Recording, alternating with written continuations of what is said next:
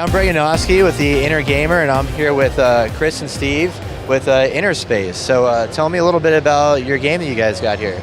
All right, so Innerspace is a flying exploration game, and it takes place inside an inside-out planet. So if you think about it, you've got water in the middle, and then, air in the middle, and then water, and then land, right? And gravity pulls from the center outward, and you fly right inside of it. So think of it like flying inside a fishbowl, right?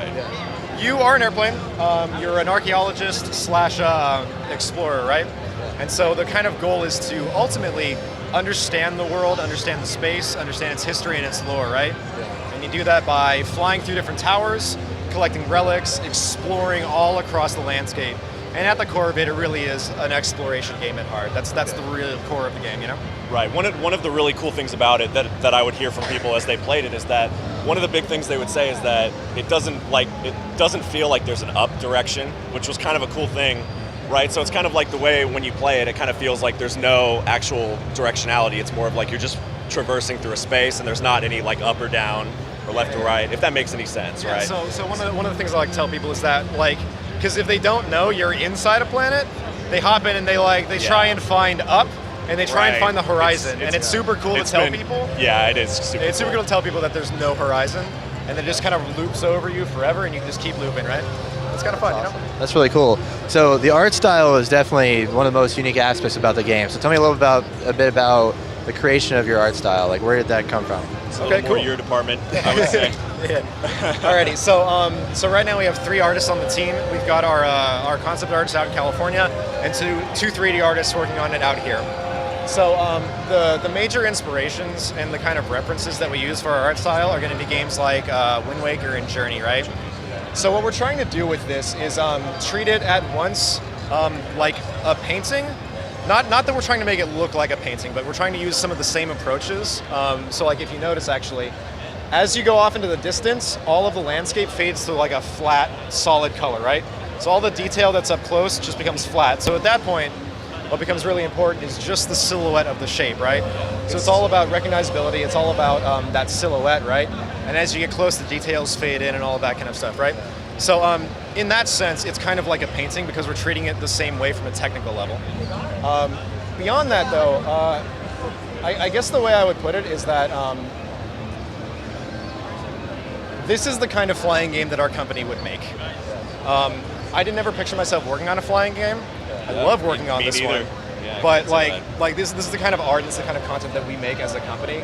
So when it comes to like graphics and stylistic choices and all of that kind of stuff, it really is about trying to do something at once both compelling and pretty and welcoming, but also that's within like our means as an indie studio, you know?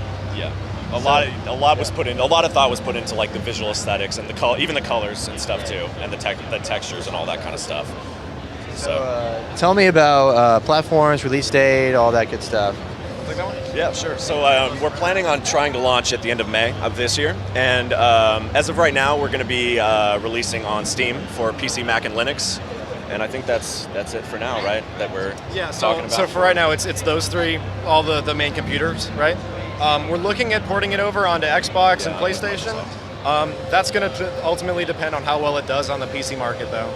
So until we know, we can't promise anything. We're registered developers with both companies, but we'd like to, but we can't until we know that it sells, you know? So as a company, is this your first like official release game you're bringing out? This is it, first commercially released, yes sir.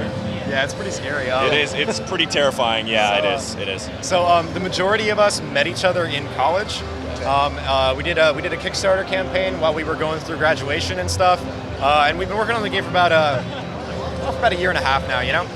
So graduation, school, Kickstarter, still trying to release the thing, like all kind of wrapped into one, you know? Not to mention other jobs and stuff as well. It's another fun thing. It's been really crazy, but we're trying to make it work. We're trying to make it viable so that we can make this our full time, you know?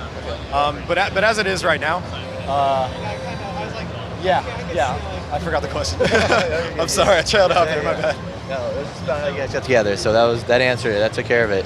So where can we find you guys online, the game and the company itself? Where can we look at you guys? Well, we have a Polynight Games website as well, and we have on social media platforms as well. We have some business cards over there that we can grab for you, and it has all of our info on it. So yeah.